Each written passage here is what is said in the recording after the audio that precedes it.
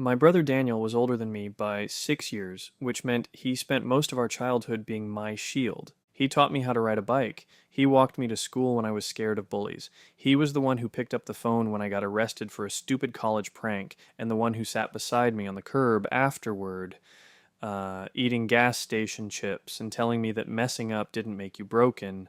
So when he died, it didn't feel real. Not at first, it was an accident, a workplace failure, a machinery malfunction that never should have happened. One moment he was texting me about a barbecue we were planning, the next my mother was screaming into the phone. Grief doesn't arrive all at once. It comes in waves. Sometimes it's crushing, sometimes it's quiet, sometimes it shows up as anger at strangers for laughing in grocery stores. The funeral was heavy but gentle. Daniel had been loved. Co-workers came. Old friends came. People told stories about him fixing flat tires in the rain, helping neighbors move, giving away his jacket to someone who needed it more. His girlfriend Melissa stood apart from us most of the day. They'd been together maybe a year, not long enough for her to feel like family, not short enough to dismiss her either. She cried softly into tissues and left early. Afterward, life did what it always does. It kept going. My parents adjusted, slowly. My dad started gardening. My mom took long walks. I went back to work. We learned how to say his name without breaking apart every time. The legal stuff took longer. There was life insurance. There was a settlement from the company responsible. It wasn't a fortune, but it was enough to help my parents pay off their mortgage and cover expenses. Daniel would have wanted that. He always worried about them. 3 months after everything was finalized, Melissa showed up at my parents' house. I happened to be there, helping my dad replace a broken light fixture. She stood on the porch, hands folded over her stomach. "I'm pregnant," she said. The words hung in the air. My mother gasped. My father sat down hard on the nearest chair. I just stared. "It's Daniel's," Melissa continued. "I didn't tell anyone before because I didn't know what to do, but I'm keeping the baby." My mom started crying immediately. My dad asked gentle questions. How far along?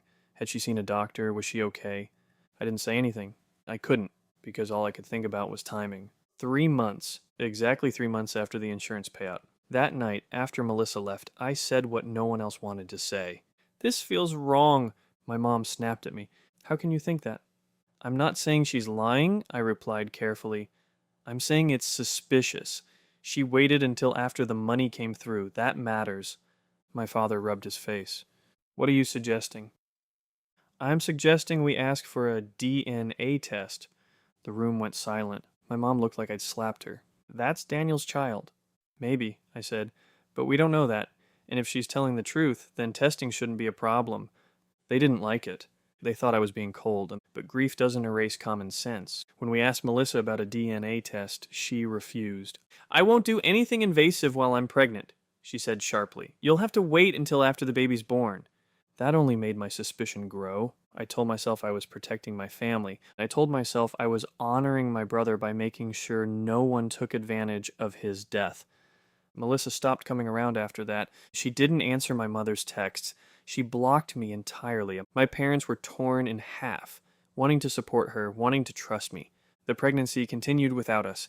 I didn't sleep well during that time. I kept replaying Daniel's laugh in my head, his stupid jokes, the way he used to steal fries off my plate. I hated that his memory had become tangled up in legal doubts and resentment. The baby was born in late autumn. Melissa sent one message to my mother with a photo and a name. Oliver. He had Daniel's nose. I told myself that meant nothing, but my chest tightened anyway. 2 weeks later, Melissa agreed to the DNA test. The results came back in under 10 days, 99.99% probability. Oliver was my brother's son. I sat in my car outside the clinic after my mom called me with the news. I didn't cry. I didn't scream. I just rested my forehead against the steering wheel and whispered, "I'm sorry."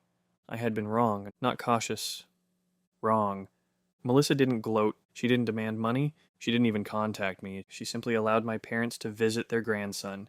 When I finally worked up the courage to ask if I could come too, she hesitated. Then she said yes. I met Oliver when he was 6 weeks old. He was tiny and warm and made these soft, snorting sounds when he slept. When I held him, something inside me shifted. His fingers curled around mine without thinking. I felt Daniel in that grip.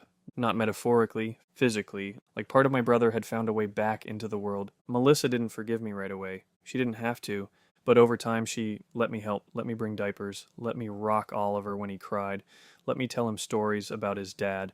I told him how Daniel used to sing terribly in the car, how he always volunteered to carry heavy things for strangers, how he once drove 3 hours in the middle of the night to rescue me when my engine died.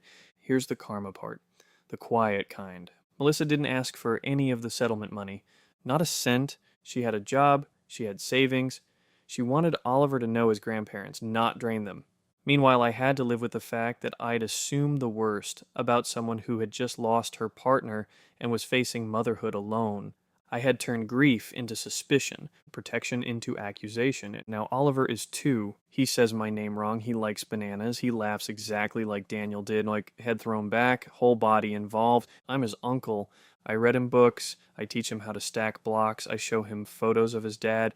And every time he reaches for me, I remember the moment I almost missed out on knowing him because I let fear speak louder than love. Daniel would have told me the truth if he could. He would have said, sometimes life doesn't need detectives. Sometimes it just needs family.